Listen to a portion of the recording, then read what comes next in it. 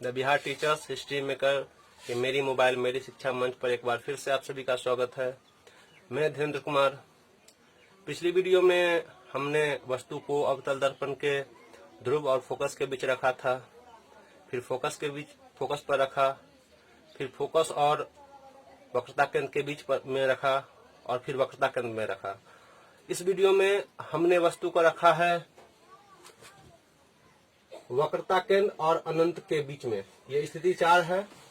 जब वस्तु को अवतल दर्पण के वक्रता केंद्र और अनंत, ये वक्रता केंद्र C और ये अनंत के बीच में रखा जाता है। ये वस्तु AB है। इस वस्तु को जब रखा गया अवतल दर्पण के वक्रता केंद्र और अनंत के बीच में, तो प्रतिबिंब बनता है वक्रता केंद्र और फोकस के बीच में। तो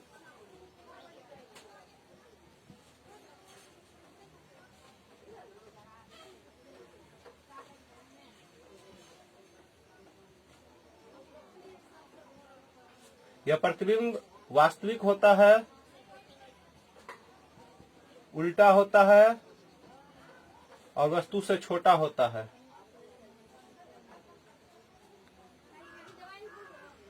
तो हम कहेंगे कि जब वस्तु को अवतल दर्पण के वक्रता केंद्र और अनंत के बीच रखा जाता है तो प्रतिबिंब वक्रता केंद्र और फोकस के बीच बनता है। यह प्रतिबिंब वास्तविक, उल्टा और वस्तु से छोटा होता है। अब स्थिति 6 में वस्तु को हम अनंत पे रखेंगे। यहाँ पे अनंत है, यहाँ पे वस्तु को रखा गया है। तो हम देखेंगे प्रतिबिंब बनता है फोकस पे। जब वस्तु को अनंत पे रखा जाता है तो प्रतिबिंब फोकस पर बनता है। यह प्रतिबिंब वास्तविक होता है, उल्टा होता है और वस्तु से बहुत छोटा होता है।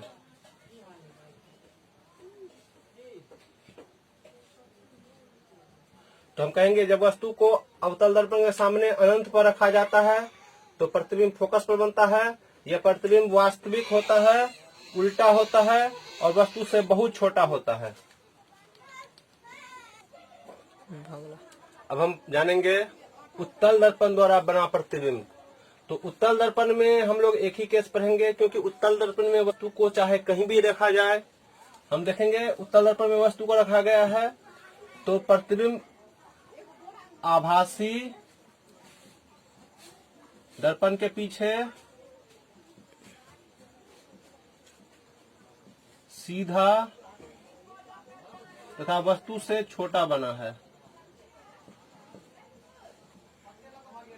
तो उत्तल दर्पण में वस्तु को चाहे कहीं भी रखा जाए, प्रतिबिंब हमेशा दर्पण के पीछे ही बनता है, आभासी बनता है, सीधा बनता है और हमेशा वस्तु से छोटा ही बनता है।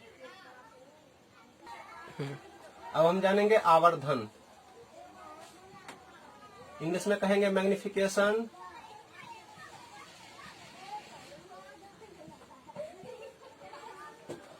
तो कहेंगे हम किसी प्रतिबिंब की ऊंचाई और वस्तु की ऊंचाई के अनुपात को आवर्धन कहा जाता है। तो आवर्धन बराबर हो जाएगा प्रतिबिंब की ऊंचाई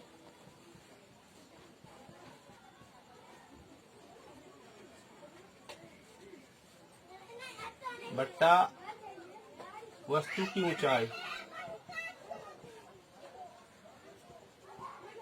आवर्धन को m से सूचित किया जाता है। तो m बराबर हो प्रतिबिंब की ऊंचाई h डैश बट्टा वस्तु की ऊंचाई h। m बराबर h डैश बाय h, या आवर्धन बराबर कर सकते हैं प्रतिबिंब की ऊंचाई बट्टा वस्तु की ऊंचाई। अगर हम परिभाषा की बात करें तो प्रतिबिंब की ऊंचाई और वस्तु की ऊंचाई के अनुपात को आवर्धन कहा जाता है। या हम कह सकते हैं m बराबर h डैश बाय h या minus v by u। v होता है प्रतिबिंब की दूरी और u होता है वस्तु की दूरी। तो m बराबर h डैश बाय h या m बराबर माइनस v बाय u। अब हम देखेंगे दर्पण सूत्र। तो दर्पण सूत्र होता है 1 by v plus 1 by u बराबर 1 बाय f, जहां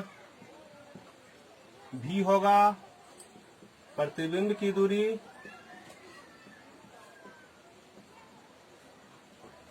U होगा वस्तु की दूरी और F होगा फोकस दूरी।